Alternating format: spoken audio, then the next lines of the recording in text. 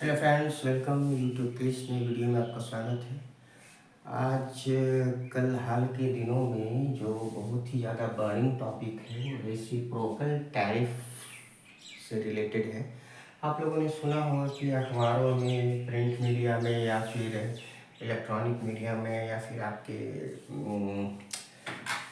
YouTube में, phone पे, कहीं पर भी आप रेसिप्रोकल टैरिफ के बारे में आप पढ़ रहे होंगे, है ना।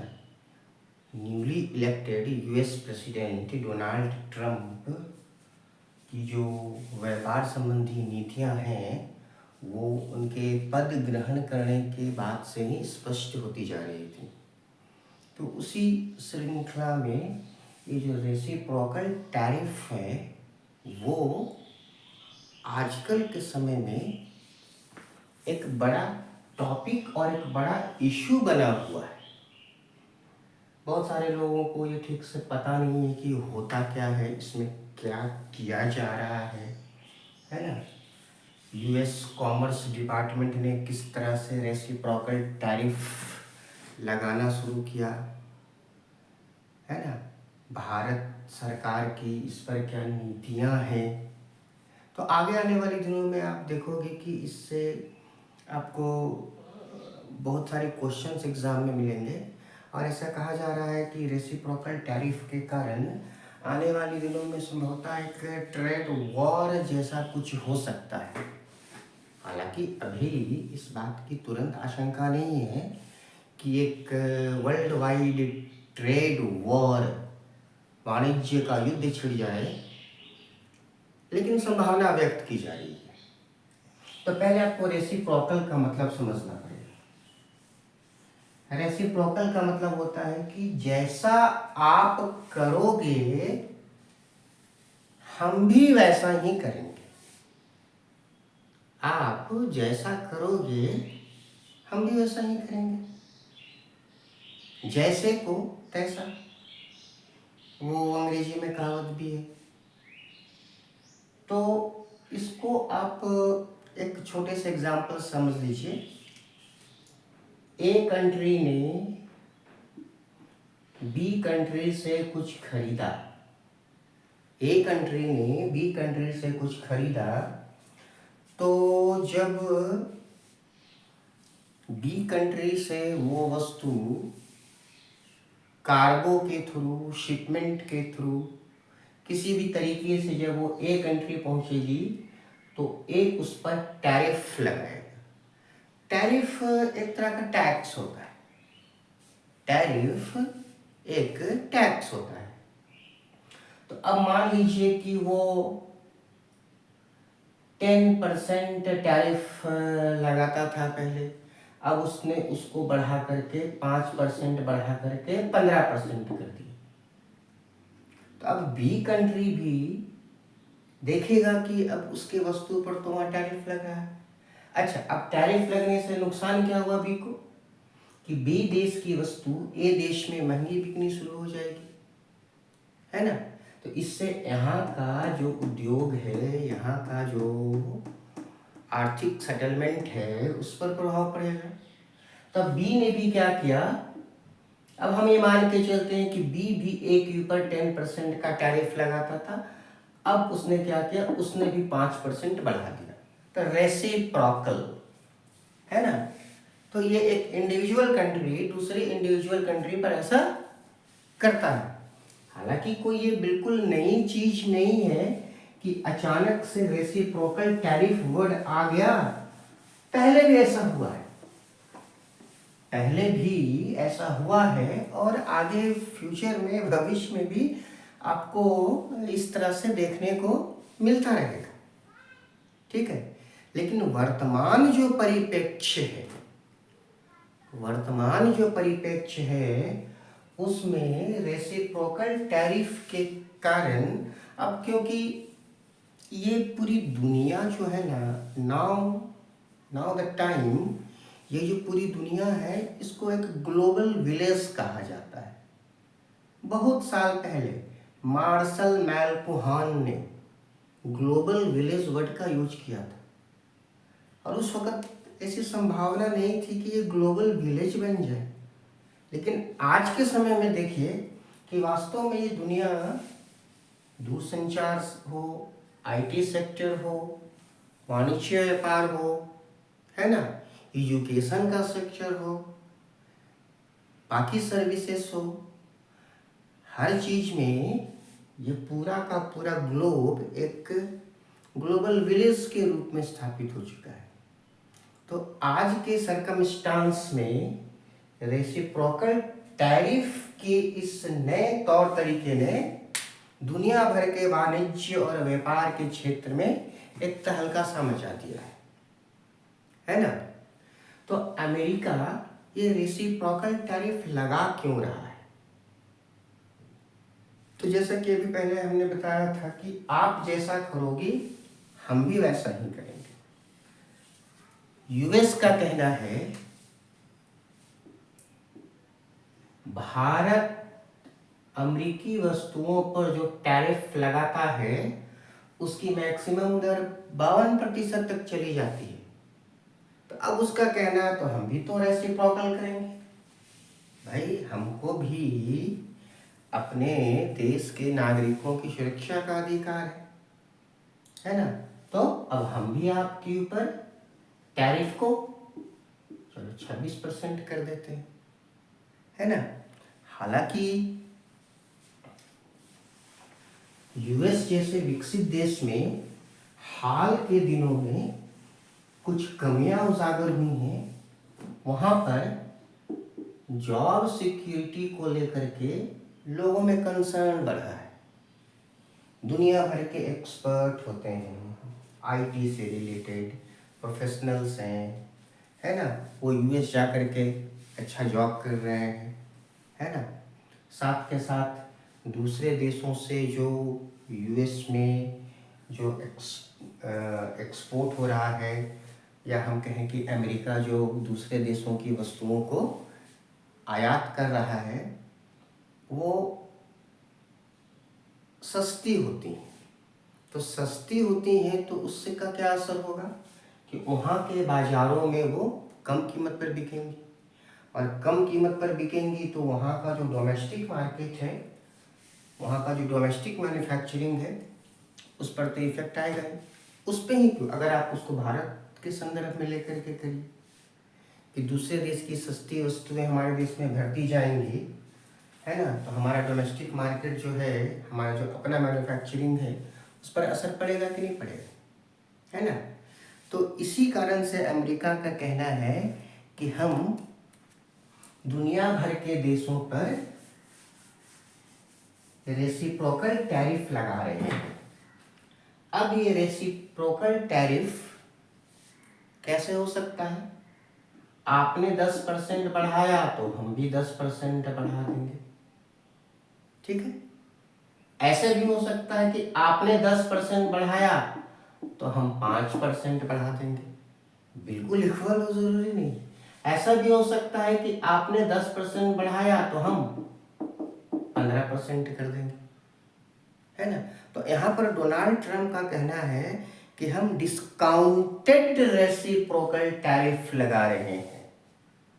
डिस्काउंटेड रेसिप्रोकल टैरिफ लगा रहे हैं क्योंकि अमेरिकी वस्तुओं के ऊपर दुनिया भर में ये ऐसा वहाँ की सरकार का कहना है कि अमेरिकी वस्तुओं के ऊपर जो दुनिया भर में टैरिफ लगता है उसके कंपैरिजन में हम कम लगा रहे हैं या कम बढ़ा रहे हैं, ऐसा कह सकते हैं।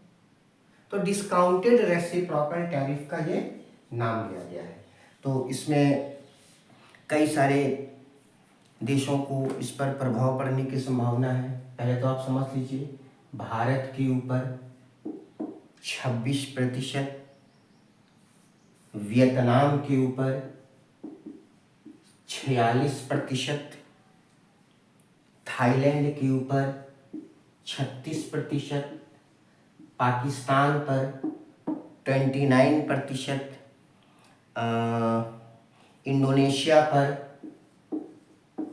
32%, बांग्लादेश पर 37%, श्रीलंका पर 44%। इसी तरह से चाइना पर और अन्य देशों पर डोनाल्ड ट्रंप के प्रशासन ने रेसिप्रोकल टैरिफ को लगा दिया है, ट्रैफिक रेट को बढ़ा दिया है। और हाँ, डोनाल्ड ट्रंप के प्रशासन का कहना है कि देखो भाई, हमारे रेसिप्रोकल टैरिफ का जो बेस लाइन है वो 10% तक, मतलब कि 10% मिनिमम तो हम बढ़ाएंगे नहीं बढ़ाएंगे, है ना। अब देखिए, इससे दुनिया भर के व्यापार में कुछ तो असर पड़ेगा ही पड़ेगा। एसबीआई का कहना है कि भारत के निर्यात में 3 से 3.5% तक की कमी आ सकती है। आप समझ रहे हैं, कहने को आपको लग रहा है कि 3% या 3.5% की कमी आ सकती है, लेकिन कितना ह्यूज नुकसान होने की संभावना होगी। हालांकि हमारी सरकार जो है वो आश्वस्त कर रही है निर्यातकों को, है ना, और साथ के साथ ये जो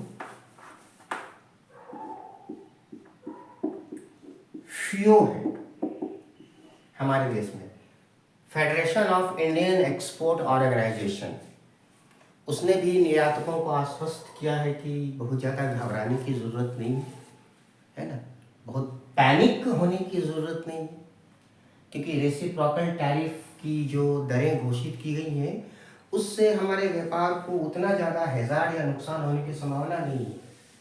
और दूसरी ओर अगर जवाबी कार्रवाई करते हुए भारत और दुनिया के अन्य देश जो टैरिफ बढ़ा रहे हैं या बढ़ा सकते हैं, तो उससे अमेरिका को भी नुकसान होगा, है ना। तो अभी क्या है कि भारत से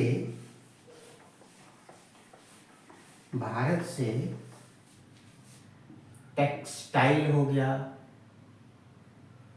जो ज्वेलरीज के प्रोडक्ट होते हैं वो, उनका यूएस में काफ़ी डिमांड है। 2023 और 24 के फाइनेंशियल ईयर में भारत ने 36 बिलियन यूएसडी का टेक्सटाइल निर्यात किया था पूरी दुनिया भर में। अब जरा ध्यान से देखिए कितना बड़ा डेटा है। 2023-24 में 36 अरब डॉलर का टेक्सटाइल भारत ने निर्यात किया दुनिया भर के देशों को, और उसमें सबसे ज़्यादा 28% यूएस को निर्यात किया, अमेरिका को निर्यात किया, है ना। तो अब इससे क्या हो रहा है, क्या होने की संभावना है कि जब टेक्सटाइल के ऊपर रेसिप्रोकल टैरिफ की दर बढ़ जाएगी तो हमारा वो वस्तु वहाँ जा कर के महंगा हो जाएगा, महंगा होगा तो डिमांड में कमी आएगी, है ना। अब वहाँ के प्रशासन ने, डोनाल्ड ट्रंप के प्रशासन ने क्या किया हुआ है कि जो फार्मास्यूटिकल्स हैं, चाहे भारत दवाओं का भी बहुत बड़ा निर्यातक, फार्मास्यूटिकल्स हैं, गोल्ड है, सिल्वर है, कॉपर है, जहाँ पर यूएस में इन सब चीज़ों की कमी है। कमी है कहने का मतलब है कि डिमांड के अकॉर्डिंग डोमेस्टिक सप्लाई में कमी है, तो इन सभी के ऊपर रेसिप्रोकल टैरिफ की दर को नहीं बढ़ाया गया है। तो निश्चित रूप से वो अपने निजी व्यापार के हित को देख रहा है। डोनाल्ड ट्रंप जब चुनाव लड़ रहे थे, चुनाव प्रचार कर रहे थे, तो शुरू से ही उनका नारा था अमेरिका फर्स्ट, है ना, कि हमें अपने देश के हित को देखना है। तो ठीक है, वो अपने देश के हित को देख रहे हैं, लेकिन साथ साथ उनको जवाबी कार्यवाही का भी सामना करना पड़ सकता है ना। भारत जैसा देश जिसकी बहुत सारी वस्तुएं अमेरिका में निर्यात होती हैं, और साथ के साथ अमेरिका से बहुत सारी चीज़ें हमारे देश में आती भी हैं, तो हमारी सरकार भी तो कुछ ना कुछ प्रत्युत्तर देगी ना। सरकार तो चुप बैठेगी नहीं, क्योंकि हमारी सरकार का भी यही लक्ष्य है, इंडिया फर्स्ट, ठीक है। तो ये रेसिप्रोकल टैरिफ से रिलेटेड आपको जो भी अभी देखने को मिले, पढ़ने को मिले, है ना, उसको आप थोड़ा पढ़िए, और ना समझ में आए तो आप के हाथ में फ़ोन है, उससे निकाल करके उसको पता करने की कोशिश करिए, अपने टीचर से पता करने की कोशिश करिए, ठीक है। अच्छा, अब देखिए, ये जो ट्रेड का वॉर होता है, ये ट्रेड का वॉर कोई नया वॉर नहीं है, ये कोई नया युद्ध नहीं है, बहुत पहले से चला आ रहा है ना। मैं आपको एक एग्जांपल देता हूँ। आपने पढ़ा होगा कि एक वर्ल्ड वाइड एक बड़ा ऑर्गेनाइजेशन है IMF, इंटरनेशनल मॉनेटरी फंड। तो ट्रेड वॉर के कारण ही IMF को बनाया गया था। थोड़ा सा आप इसको समझ लीजिएगा ना, तो आपको रेसिप्रोकल टैरिफ को समझने में आसानी हो। ठीक है, तो देखिए, जब सेकेंड वर्ल्ड वॉर खत्म हुआ, जब सेकेंड वर्ल्ड वॉर खत्म हुआ या समाप्ति के कगार पर था, तो दुनिया भर में दोबारा से इंटरनेशनल ट्रेड की शुरुआत हुई, है ना, क्योंकि युद्ध के कारण व्यापार लगभग बंद सा हो गया था। अब हर देश चाहता था कि वो फिर से अपना अंतर्राष्ट्रीय बाजार बना ले। जब एक देश की कमोडिटी इंटरनेशनल मार्केट में पहुंचती है तो उसे कम कीमत पर बेचना पड़ता है। अब यहाँ पर एक क्वेश्चन ये आता है कि एक देश अपनी वस्तु को दूसरे देश में कम कीमत पर कैसे बेचेगा, क्या टेक्निकल तरीका है? तो वो तरीका होता है मुद्रा का अवमूल्यन, डिवैल्यूएशन ऑफ करेंसी। तो दुनिया भर के देशों ने अपने करेंसी को डिवैल्यूएट करना शुरू कर दिया, उसके मूल्य को घटाना शुरू कर दिया, इससे अंतर्राष्ट्रीय स्तर पर उनकी वस्तुएं सस्ती बिकने लगी। तो एक तरह से ये मुद्रा का युद्ध शुरू हो गया, ट्रेड वॉर शुरू हो गया। तो इसमें अंतिम नुकसान किसको हो रहा था? अंतिम नुकसान जो है उत्पादकों को हो रहा था, सरकारों को हो रहा था। इसी कारण दुनिया भर के देशों ने ब्रेटन वुड्स समिट किया, और ब्रेटन वुड्स समिट 1944 में हुआ था। उसी के डिसीजन के अकॉर्डिंग IMF बनाया गया, जो कि इंटरनेशनल लिक्विडिटी को कंट्रोल करता है। ठीक है, तो मेरा आपको ये सजेशन है कि जब भी आप रेसिप्रोकल टैरिफ के बारे में पढ़ रहे हो, खासकर जो बैंक का एग्ज़ाम हो, तो उस दौरान आप ये देखिए कि किस देश पर, खासकर एशियाई देशों पर रेसिप्रोकल टैरिफ को कितना बढ़ाया गया है। यह आपके एग्ज़ाम में क्वेश्चन बन सकता है। तो ठीक है, पढ़ते रहिए, अच्छे से एग्ज़ाम दीजिए। मिलते हैं अगले वीडियो में। Have a good day.